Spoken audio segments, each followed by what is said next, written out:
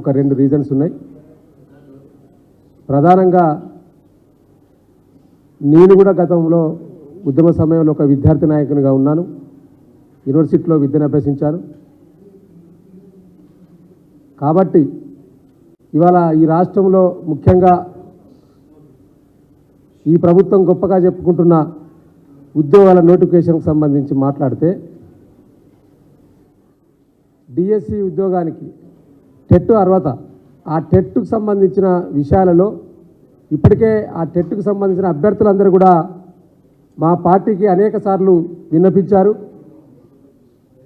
మా తరపున మీరు ఈ ప్రభుత్వానికి డిమాండ్ చేయండి, తప్పకుండా మేము కూడా అనేక సార్లు నిరసన కార్యక్రమాలు చేసినారు, లైబ్రరీ దగ్గర ధర్నాలు చేసినారు టెట్ అభ్యర్థులంతా. ఎందుకు అంటే ఇవాళ కాంగ్రెస్ ప్రభుత్వం నాడు అసెంబ్లీ ఎన్నికల ముందు భవిష్యత్తులో మేము అధికారంలోకి వస్తే ఎట్లాంటి ఎంట్రన్స్ పరీక్ష పెట్టినా నామమాత్రం ఫీజే తీసుకుంటాం, అసలు ఫీజే తీసుకోమని చెప్పిన ఈ కాంగ్రెస్ ప్రభుత్వం నాయకులు ఈరోజు టెట్ పరీక్షకు రేపటి నుంచి వెళ్ళి ఆ యొక్క అప్లికేషన్స్ స్వీకరణ కార్యక్రమం ప్రారంభం అవుతుంది. కాబట్టి ఈరోజు ఆ టెట్ అభ్యర్థుల పక్షాన బీఆర్ఎస్ పార్టీగా మేము కాంగ్రెస్ ప్రభుత్వాన్ని డిమాండ్ చేస్తూ ఉన్నాం. గత బీఆర్ఎస్ ప్రభుత్వంలో టెట్ పరీక్ష రాయాలంటే ఒక పేపర్కు 200, రెండో పేపర్కు 300 ఉంటే ఈనాడు కాంగ్రెస్ ప్రభుత్వ హయాంలో ఒక పేపర్కు 1000 రూపాయలు, రెండో పేపర్కు 2000 రూపాయలు పెంచింది. అంటే దాదాపుగా 150% పైగా మరి ఆ ఎగ్జామ్ పరీక్ష ఫీజును కూడా పెంచింది.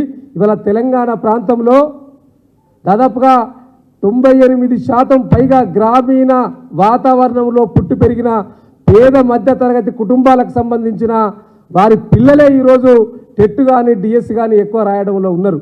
వారు ఇప్పటికే కోచింగ్ సెంటర్లో అనేక వేల రూపాయలు కోచింగ్ సెంటర్లకు పెట్టి హైదరాబాద్లో మెయిన్ జిల్లా హెడ్ క్వార్టర్లో చదువుకుంటూ పరీక్షలు నిర్వహించాలి, రాయాలని ఒక ఉద్దేశం కొద్దీ లైబ్రరీలో వాళ్ళు ప్రిపేర్ అవుతున్న ఈ సందర్భంలో మీరు మూలిగే నక్క మీద తాటకాయ పడ్డట్టు ఇవాళ పేద తరగతి మధ్యతరగతి కుటుంబ సభ్యుల పిల్లలపైన ఈ యొక్క పెనుభారాన్ని ఈ కాంగ్రెస్ ప్రభుత్వం చేసింది. ఇవాళ మీరు ఆనాడు ఏం మాట్లాడిండ్రు, ఎన్నికలకు ముందు మీరు ఏం మాట్లాడిండ్రు, అనేక పత్రికల్లో ఇవాళ నాకు అందుబాటులో ఉన్న పత్రికలో ఒక క్లిప్ చూపిస్తాను నేను. అనేక పత్రికల్లో మీరు అసలు నామమాత్రం పైసలు కూడా తీసుకోమని జాబ్ క్యాలెండర్ ప్రకటించినప్పుడు యాడ్స్ ఇచ్చిండ్రు కదా. మీ ఎన్నికల మేనిఫెస్టోలో, మీ కాంగ్రెస్ పార్టీ ఎన్నికల మేనిఫెస్టోలో కూడా రాసుకున్నారు కదా. ఆనాడు ₹1 కూడా మేము తీసుకోమని చెప్పి రాసుకున్నారు కదా. మరి ఇవాళ ఎందుకు టెట్ పరీక్ష ఫీజును పెంచిండ్రో జవాబు చెప్పాలి. ఇవాళ అభయహస్తం మేనిఫెస్టోలో ప్రత్యేకంగా రాసిండు, దరఖాస్తుదారులు ఎవరు ₹1 ఫీజు కూడా కట్టనవసరం లేదు అని మీ కాంగ్రెస్ ఎన్నికల మేనిఫెస్టోలో ఇచ్చింది కదా.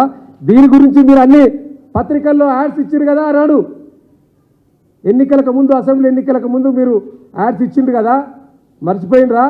మరి ఎందుకు పెంచుతూ ఉన్నారు? ఇవాళ 200, 300 ఉన్న పరీక్షా ఫీజును టెట్కు సంబంధించి 1000, 2000 ఎందుకు పెంచిండ్రు? మేము డిమాండ్ చేస్తూ ఉన్నాం అభ్యర్థుల పక్షాన కాంగ్రెస్ ప్రభుత్వాన్ని, వెంటనే ఈ ఫీజును తగ్గించి రేపటి నుండి మీరు దరఖాస్తులు స్వీకరిస్తూ ఉన్నారు కాబట్టి, అప్లికేషన్లు స్వీకరిస్తూ ఉన్నారు కాబట్టి ఈ ఫీజును తగ్గించి తీసుకోవాలని మేము డిమాండ్ చేస్తూ ఉన్నాం. లేకుంటే భవిష్యత్తులో ఆ అభ్యర్థులతో కలిసి ఈ ప్రభుత్వం పక్షాన ప్రభుత్వం పైన పోరాటం చేయడానికి మేము సిద్ధంగా ఉన్నామనే విషయాన్ని కూడా ఈ సందర్భంగా ఈ వేదిక ద్వారా కాంగ్రెస్ ప్రభుత్వాన్ని మేము డిమాండ్ చేస్తూ ఉన్నాం. అంతేకాకుండా ఇవాళ ఇంకొక విషయం, ఇప్పుడే నేను వాట్సాప్లలో చూశాను, కాంగ్రెస్ ప్రభుత్వంలో మంత్రి గారు జూపల్లి కృష్ణారావు గారు మా నాయకుడు హరీష్ రావు గారిని ఇష్టం వచ్చినట్టు మాట్లాడుతూ ఉన్నారు. అయ్యా మంత్రివర్యులు జూపల్లి కృష్ణారావు గారు, మీరు మా మంత్రిని, మా మాజీ మంత్రివర్యులు తన్నీరు రాజరావు గారిని ఇష్టం వచ్చినట్టు మీరు ప్రెస్ మీట్ పెట్టి మాట్లాడారు. మీరు మాట్లాడిన దాంట్లో ముఖ్యంగా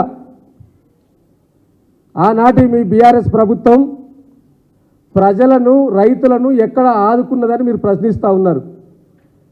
మర్చిపోయారా జూపల్లి గారు? మీరు కూడా గత ప్రభుత్వంలో మొదటిసారి ప్రభుత్వంలో మంత్రిగా ఉన్న విషయం మీరు మర్చిపోయినట్టున్నది. మేము గుర్తు చేస్తూ ఉన్నాం, మీరు మళ్ళీ ఒకసారి గుర్తు తెచ్చుకోండి. ఆనాడు పంటలు నష్టపోతే నాటి ముఖ్యమంత్రి కేసీఆర్ గారి ఆధ్వర్యంలో హెలికాప్టర్ తీసుకొని పర్యటించి వరంగల్, మహిబాద్, ఖమ్మం, ఇప్పుడు మీ యొక్క క్యాబినెట్లో ఉన్న తుమ్మల నాగేశ్వరరావు గారు కూడా ఆనాడు మా కేసీఆర్ గారితో కలిసి పర్యటించిండ్రు. వారు అప్పుడు ఎమ్మెల్సీగా ఉన్నారు అనుకుంటా, సెకండ్ ప్రభుత్వంలో వారు కూడా ఉన్నారు. ఆనాడు పంట నష్టం అంతా కూడా అంచనా వేసి రైతులను ఆదుకోవాలన్న ఒక ఉద్దేశంతో ఎకరాకు 10,000 రూపాయలు ఇచ్చి దాదాపుగా 400 కోట్లను ఆనాటి బీఆర్ఎస్ ప్రభుత్వం రైతులకు విడుదల చేసింది. వాస్తవం కాదా? ఇలా రైతుల పక్షాన హరీష్ రావు గారు మాట్లాడితే, బీఆర్ఎస్ పార్టీ మాట్లాడితే మీరు విమర్శిస్తారా? ఇవాళ మీరు ఇచ్చిన మేనిఫెస్టోలకు సంబంధించి రైతులకు ఏమేమి ఇచ్చిండ్రో, హామీలు ఇచ్చిండ్రో, ఆ హామీల పైన రేవంత్ రెడ్డి గారు మీ మంత్రి బృందం బహిరంగ చర్చకు సిద్ధమని సవాల్ విసురుతా ఉన్నాను. మీరు ఆనాడు ఏం చెప్పిండ్రు? డిసెంబర్ 9వ తారీఖు నాడు మేము అధికారంలోకి రాగానే 2 లక్షల రుణమాఫీ చేస్తామని చెప్పి మీరు చెప్పిందా లేదా?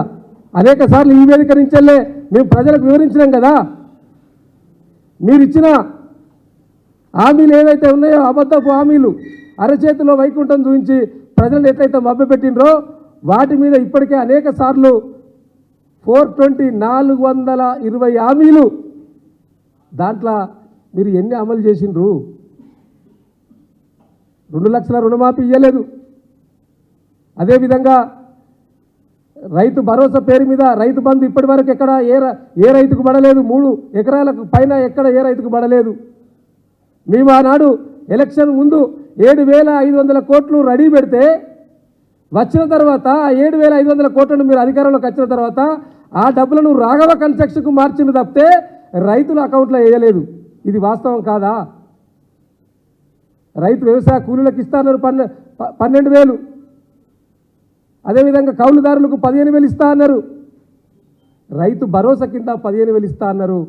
ఏది మీరు ఇవ్వలేదు. రైతులను కూడా మీరు మోసగించిండ్రు, రైతులను కూడా మీరు దగా చేసిండ్రు. మీరు రైతుల గురించి మాట్లాడే కనీస నైతిక అర్హత ఇలా కాంగ్రెస్ ప్రభుత్వంలో ఉన్న మంత్రులకు కానీ ప్రజాప్రతినిధుల గారికి లేదనేది తెలుసుకోవాలనే విషయాన్ని ఈ సందర్భంగా గుర్తు చేస్తూ ఉన్నాను. అంతేకాదు, నీటి ఎద్దడికి సంబంధించి ఇప్పటికే సమ్మర్ స్టార్ట్ అయింది. ఒక పక్క తాగునీరు లేక రేపు భవిష్యత్తులో హైదరాబాద్ ఇబ్బందికర పరిస్థితి ఉన్నది. ఇంకో పక్క సాగునీరుకు రైతులు ఇబ్బంది పడతా ఉన్నారు. మొత్తం కూడా రాష్ట్ర వ్యాప్తంగా పంటలు ఎండిపోతూ ఉన్నాయి. మీకు నిజంగా ఈ రైతుల పైన ప్రేమ ఉంటే మీరు ఎత్తాల్సింది రాజకీయ గేట్లు కాదు, మీరు ఎత్తాల్సింది ప్రాజెక్టుల దగ్గర గేట్లు ఎత్తి ప్రజలకు, రైతులకు నీళ్ళని తీయాలనే విషయాన్ని కనీస సోయి కూడా ఇలా లేకుండా మాట్లాడుతూ ఉన్నారు వీళ్ళు. మీరు ఎక్కడైనా మీ జిల్లాలో కావచ్చు, లేదా నల్గొండ జిల్లాలో కావచ్చు, లేదా ఉమ్మడి మెదక్ జిల్లాలో కావచ్చు, ఏ జిల్లా కన్నా పోండి, ఎండిపోయిన వరి చేనులను మీరు సందర్శించినరా? రైతుకు భరోసా ఇస్తూ ఉన్నారా? ఇలా మేము రైతుకు భరోసా ఇచ్చి రైతు రాజ్యం, రైతు శ్రేయస్సు రాజ్యంగా చేసిండు నాటి ముఖ్యమంత్రి కేసీఆర్ గారు. కానీ మీరు ఇలా రైతులందరూ కూడా ఆత్మహత్యల వైపు చేసే విధంగా మీ యొక్క పరిపాలన కనిపిస్తూ ఉన్నది. దానికి నిదర్శనమే ఇవాళ సమ్మర్లో ఎండిపోతున్న పంటలు అనే విషయాన్ని మరవకూడదనే విషయాన్ని ఈ సందర్భంగా గుర్తు చేస్తూ ఉన్నాను. ఇంకో విషయం మాట్లాడుతూ ఉన్నాడు. బీఆర్ఎస్ ప్రభుత్వంలో హరీష్ రావు గారు ప్రభుత్వంలో ప్రజాప్రతినిధులు ఎంత దోచుకున్నారని. అయ్యా, మీరు ఆనాడు మీరు కూడా మంత్రిగా ఉన్నారు కదా 5 సంవత్సరాలు. మరి మీరు 5 సంవత్సరాలు ఉన్నప్పుడు మీరెంత దోచుకున్నారో చెప్పగలుగుతారా? మాట్లాడేటప్పుడు ఆ వేళ్ళు కూడా మన వైపు చూస్తున్నాయి. ఇటు ఒక ఏళ్ళు నీకు మా దిక్కు చూస్తే 4 ఏళ్ళు మీ వైపు చూస్తున్నాయనే విషయాన్ని మర్చిపోకూడదు. కాబట్టి ఇవాళ కాంగ్రెస్ ప్రజాప్రతినిధులు మీరు ఇచ్చిన హామీలన్నీ కూడా అబద్ధపు హామీలు, అబద్ధపు ప్రకటనలు. మీరు ఇస్తున్న ఉద్యోగాలు కానీ, రైతులకు ఇచ్చిన హామీలు కానీ, మీరు ఇచ్చిన మేనిఫెస్టోలో పెట్టిన ప్రతిదీ కూడా ప్రజలను మభ్యపెట్టి మీరు ఇంకా ఈ యొక్క అబద్ధాలు మళ్ళీ చెప్పి ఈ పార్లమెంట్ ఎన్నికల్లో లబ్ధి పొందడానికి ప్రయత్నం చేస్తూ ఉన్నారు. ఇలా తెలంగాణ ప్రజలంతా కూడా అన్ని విషయాలు తెలుసుకున్నారు. ఈ యొక్క 100 రోజులలో మీరు ఇచ్చిన హామీలు ఏమైనాయి, మీరు ఏం చేస్తున్నారనే విషయాలను కూడా ప్రజలకు అర్థమైంది కాబట్టి తప్పకుండా ఇలా తెలంగాణ ప్రజలపైన మాకు విశ్వాసం ఉన్నది. ఇప్పటికే ప్రజల్లోకి మా బీఆర్ఎస్ పార్టీ శ్రేణులంతా కూడా వెళ్తూ ఉన్నాం. తప్పకుండా ఇలా ప్రజల నుంచి కూడా విశేషమైన స్పందన వస్తూ ఉన్నది. మాకు సాగునీరుకి ఇబ్బంది ఉన్నది, పొలాలు ఎండిపోతూ ఉన్నాయి, బోర్లు వేసినా కూడా బోర్లు పడతలేని పరిస్థితి వచ్చింది. మళ్ళీ నాటి పరిస్థితులు నేడు కాంగ్రెస్ ప్రభుత్వ హయాంలో వస్తూ ఉన్నాయంటే సిగ్గుతో తలదించుకునే పరిస్థితి దాపురించింది మీ వల్ల. కాబట్టి ఇక మీరు ఇకనైనా ఇట్లాంటి ప్రకటనలు మానండి, ప్రజల పక్షాన నిలబడండి. ఇకనైనా ప్రజల పక్షానికి వెళ్ళి జరుగుతున్న పరిణామాలను వెళ్ళి వాళ్ళకు ధైర్యాన్ని నూరిపోయాలని నేను కాంగ్రెస్ నాయకులకు ప్రజాప్రతినిధులకు హితవు పలుకుతా ఉన్నాను. Thank you.